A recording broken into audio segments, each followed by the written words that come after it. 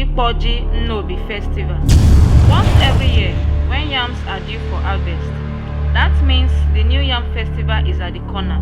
Ikpoji Nnobi Festival. Nnobi is a clown in Idemili of Anambra State, in eastern region of Nigeria.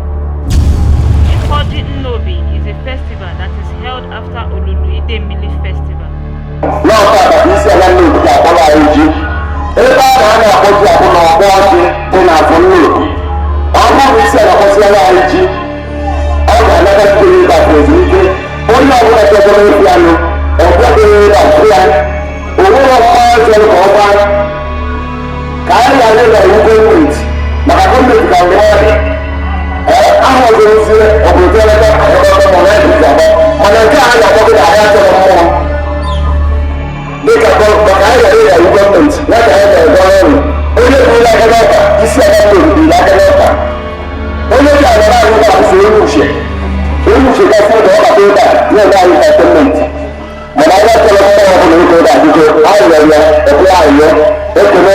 The Isiana Nnobi begins the ceremony of the New Yam Festival, dancing to the market square to make the first sales of the New Yam proceed.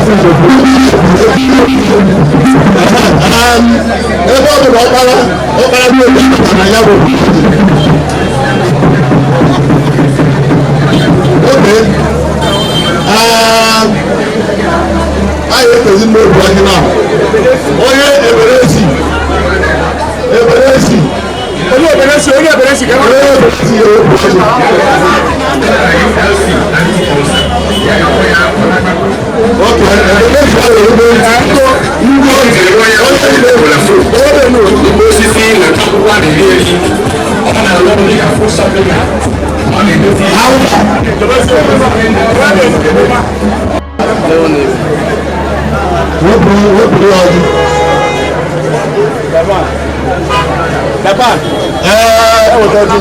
Lẹ́yìn tó àná ẹ́.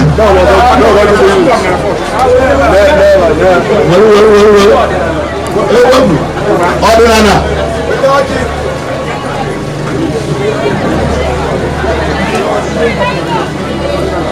Ọdún nana wọ́pù lé. Ọnwa ndị mma nọ ebe a. Ndị mba nọ ebe a ha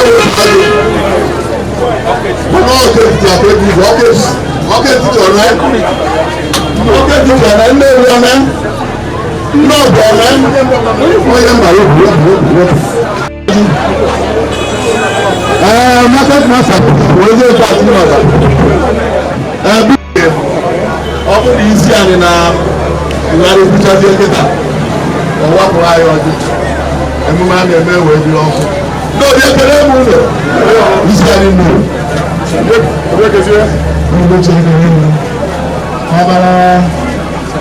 Licia.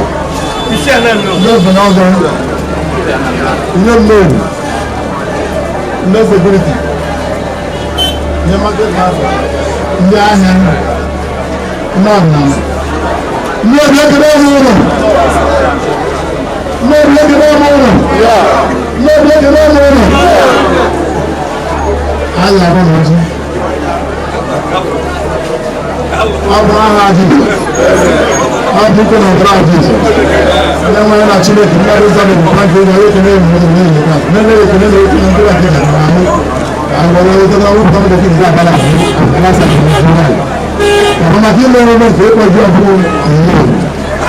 ana masih nama lagi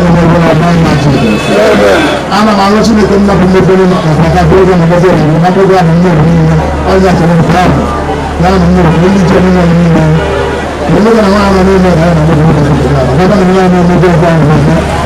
asal malu dia faham kalau dia nama awak jadi aku bukan awak jadi nama lain itu nak jual apa nama Kalau dia orang yang boleh yang malah tinggal di mana, yang boleh tinggal di mana saja. Asal yang cahaya hijau, ada emas sekali, ada emas sekali, ada berapa jadi ada senarai ada di mana lain. Dia yang boleh isi tu. Ada lagi jadi mana saja ada. Cuma orang boleh asal. Ada kerja kali kita bawa macam asal yang ini boleh, asal mana sebenarnya asal anda anda beli bukan anda bukan anda dia asal anda mana ada cuci dia anda bukan dia. Bagus dia ini kerja macam dia anak kan kerja macam. Orang yang mana apa saja, orang yang mana ada. Orang yang mana ada, dia tak ada orang ada. Orang yang boleh apa ayat orang yang sesuatu ada juga ada makanya yang beriman doa ini jadi kan ini macam ni ya ini lepas sama bapak awak asal udah kan ada yang namu udah kan ada yang jadi suci nak boleh udah berani ini berani kagak mirip udah ada berjalan mana ada udah ada bang ya berani pun mana ada ini haji ada mau juga ada mesti boleh berani ada kerja yang mesti kerja kan mana baik ada yang ada apa baru betul mana baik nasra ayah malu apa kerja barang ini ulama ada dia sebelum ini yang yang haji mesti kerja kalau berani ya dicuci ayah mana dia mana ayah mana mesti ada bangun belum ada masih cukup nak bikin orang lain mahu nak apa asal orang ada orang macam orang ada orang di sini apa kita akan main di sini macam tu ada orang yang boleh benar nak kerja ini kerja ni kita ada yang nak yang nanti kalau orang ada orang punya dia ada dia saya fu yang belum berani fu dia ada nak haji kalau kacau dia ada ada apa pun ini hasilnya orang yang kita mana hanya kata kamu tapi berkata tapi itu mengurus sejarah lagi kalau punya mana berapa orang itu misalnya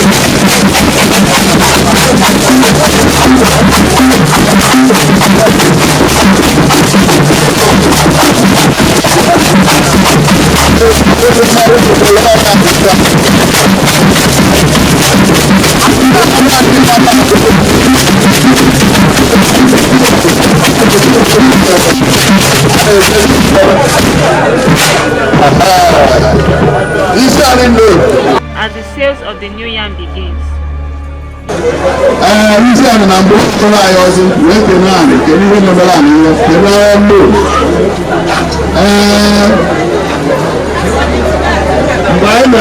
I got iPhone, the leader, the person of Edward. We are welcome. Only time you don't Hey. Jiyama ọgbọnigbo.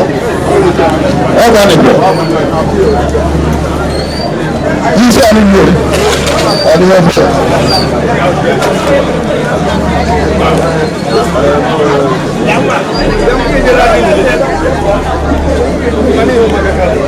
Ẹ̀rọ máa ń tẹ̀sí àgbà oṣù yìí. Ìyá náà nọ ń bọ̀ náà nọ. Ayé náà nọ ń bọ̀ náà nọ.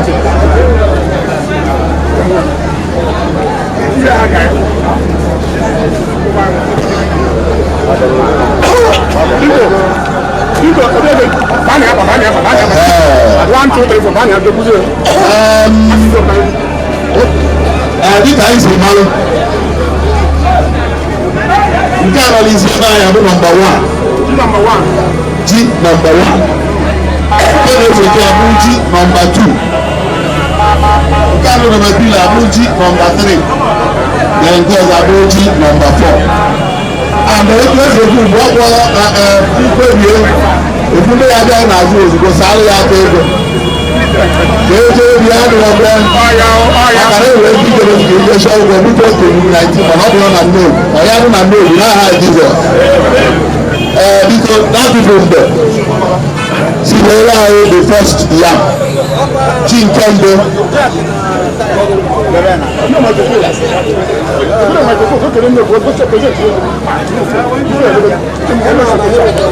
ana m azụ na ebe obodo na ji nke ahụ ọ dị ụbọchị emeghị ka na ụlọ mana mmiri ezoro n'ụlọ ihe ka nkụ mana ana m ajụjụ abịa na chukwu nke ahụ na mmekọrọ akụ na mgbe oge a ga-eji were pụta n'ala nke a ga-erukarị nke a rụọ otu nnukwu akpụzara n'aha Jizọs ahụ ọkụ anyị ụbọchị akpara iwe ọkụ ya gba ihu na ihu na ofu n'aha Jizọs onye wetakwa ya ga-edota ndụ edota ahụ edota azụ na edota ndị akwata ihe nwụrụ na Jizọs ga adịgo onye n'anya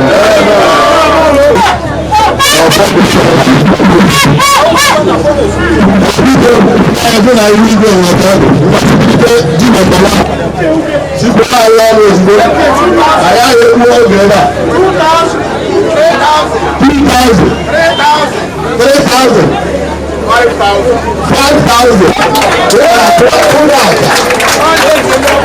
5,000 ụmụ n'ahịa mbụ ya agara ka m nyere ha mere 5,000 number 1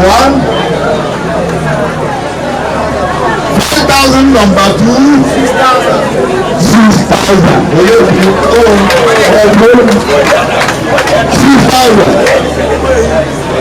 owó ìgbò 6,000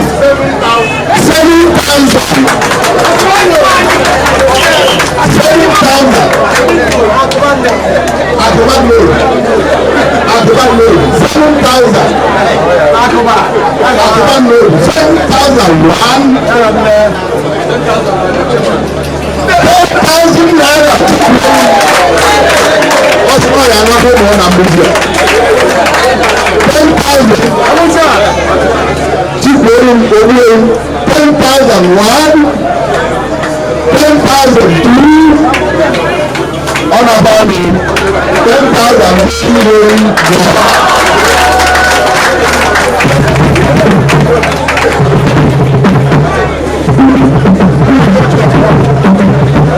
Ṣébo ọ̀gbọ̀nà mẹ́ta ń gbé oògùn ìlú rẹ̀ lẹ́sẹ̀. Oògùn ìlú. Tí wọ́n bá ti bàbá àríwé ẹnu. Oògùn ìlú 5,000. 5,000. Àtúbà lóò. 7,000 àtúbà lóò. Ó sì ká ayé abẹ́rẹ́ àìsí ẹ̀. 7,000 àtúbà lóò. Àtúbà máa kú ìyẹn yẹn. 7,001. Abúlé lórí 7,002 Abúlé lórí 7,000 lórí ọsì wo Abúlé lórí lórí ní 7,000 ọsì yóò pé a sí ọ̀sẹ̀ pẹ́lú àárín tí a fi lò.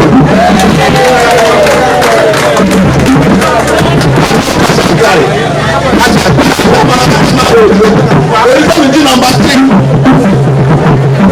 jí nọ́mbà 3. Where the hell is number 3?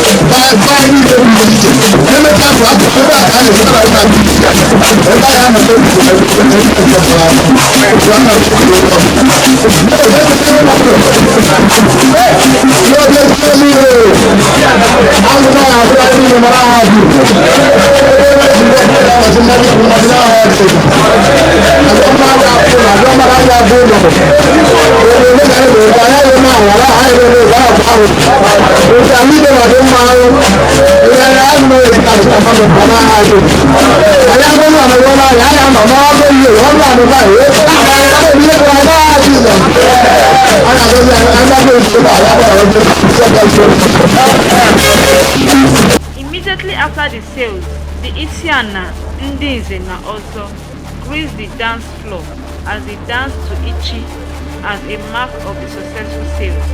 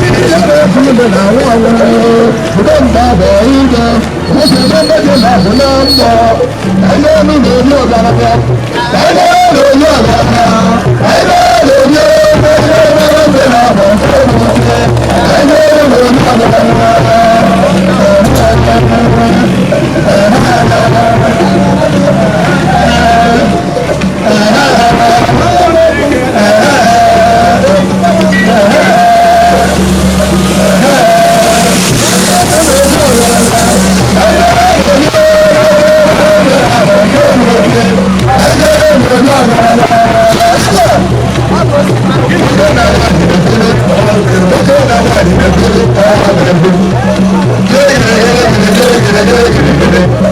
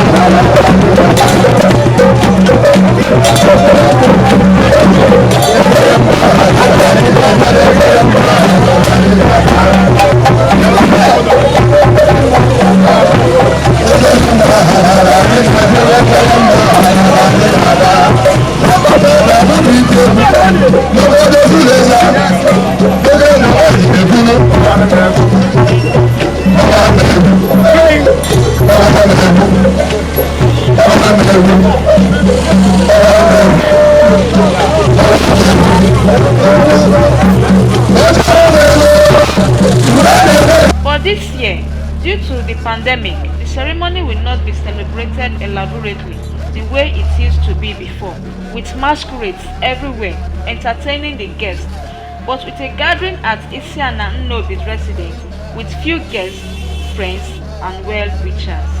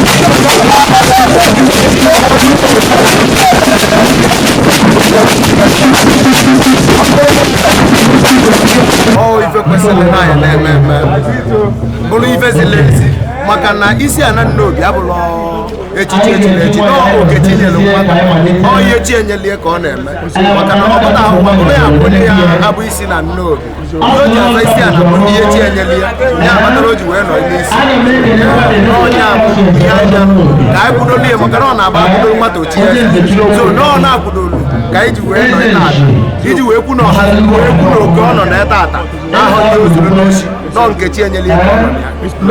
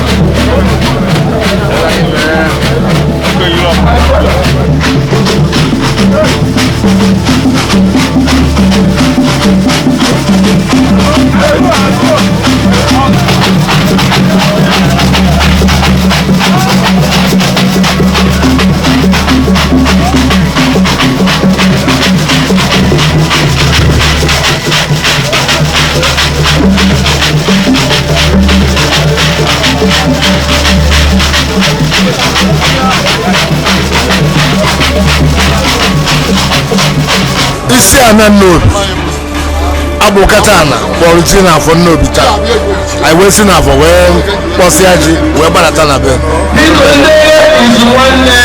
ọkwa ahụ ka eji akpụ ji anya bụ agbọ ji afọ kata akpọgasịa mana tata agbọ ji a ka ife ọma ibodo site na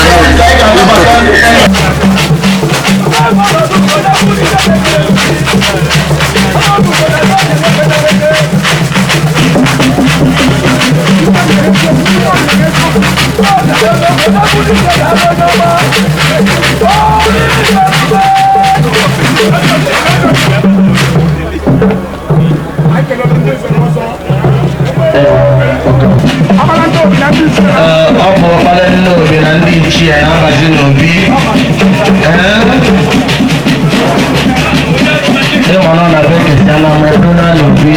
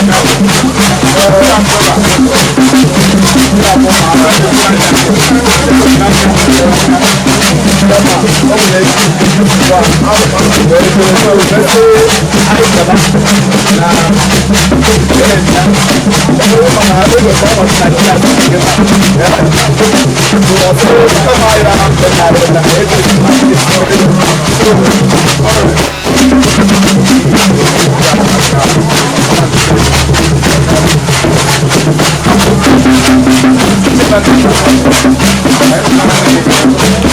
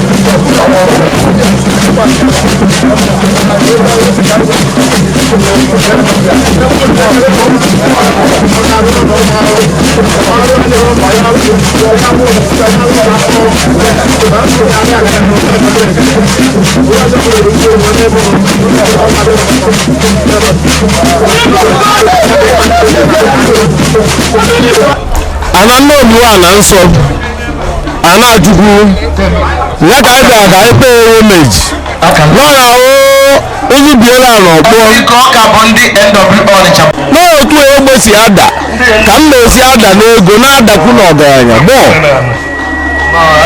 ọya anakwu ka emerie na ife mere nye ka anyị na-eme nye ka anyị ada eme onye na-akụ ụka na-egbe ekpere nye nwarụ na mmadụ bụ ihe na-eme nkwụsị ọkwụwa aka ọtọ ọ dụrụ ya mma ọ na-enwe onye dozi ya na-edozi otu anyị si dozi ya na taa anaghị edozi onye ọbụla bịara ebe a ọlọzi na onye agbụkwa ha aka ọtọ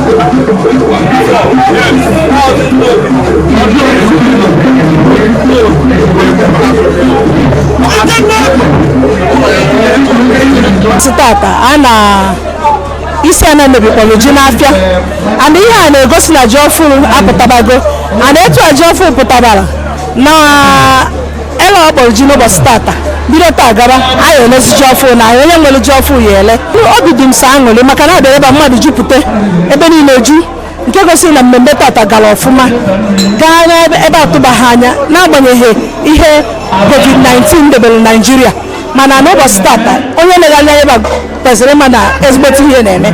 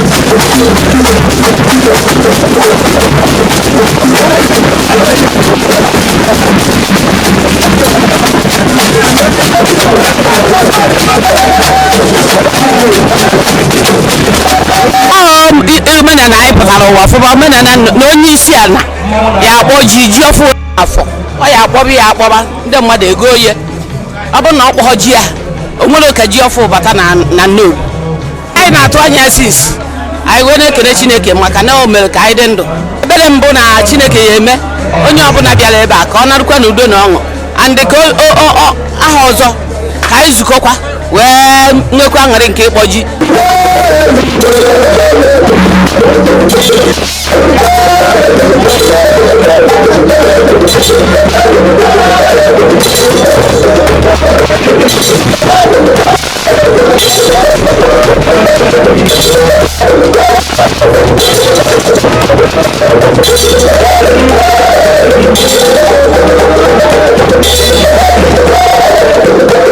Tata bụ nnukwu ụbọchị pụrụ iche na Nnobi.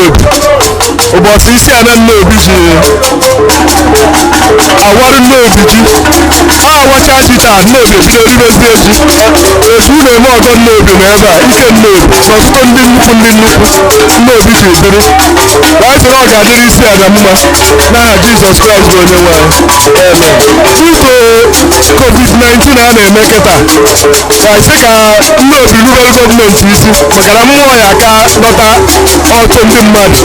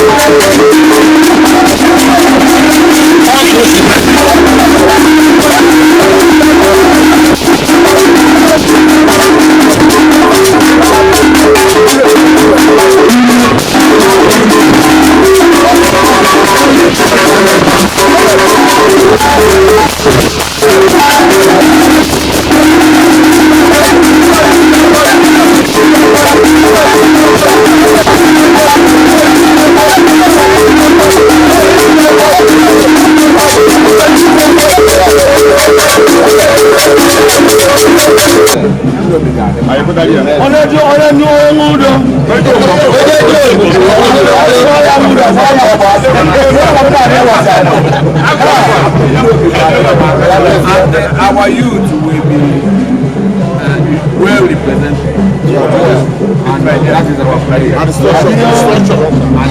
there will be a structure that will take you to a greater height. And that is our prayer. Life is not half of it how well. It's not the life that you will live today that matters. The college you will live to life. That's what and every one of you to bring that courage that will lead us to that destination. Youth are the destination. Youth are the program. The youth are the destiny of a nation. And in Nnobi particular, Nnobi should be the bedrock. The youth should be the front line of what we are doing. So the position of Nnobi to a greater height. And I implore everyone in the Nnobi to do the line. Onye has to lose, onye has to lose. So Nnobi ga-ejibe ga n'ihu.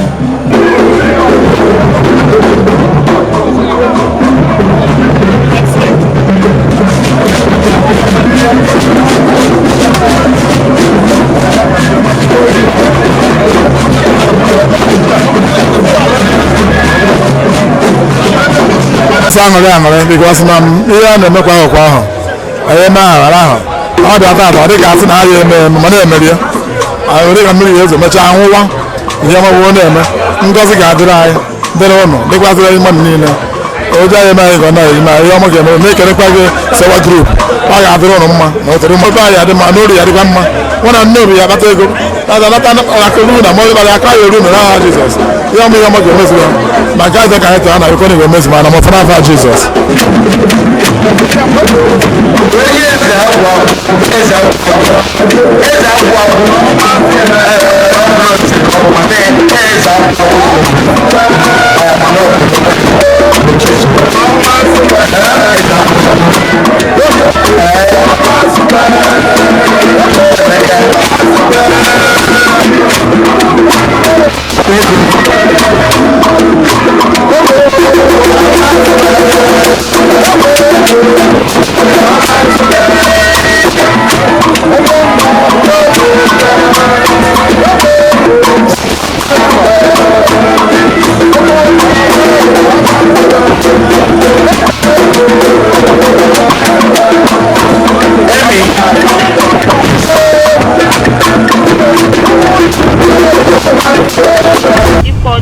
Nnobi Festival. This event is powered by House of Sewa Entertainment, Sewa ENT TV, promoting African culture, custom and tradition.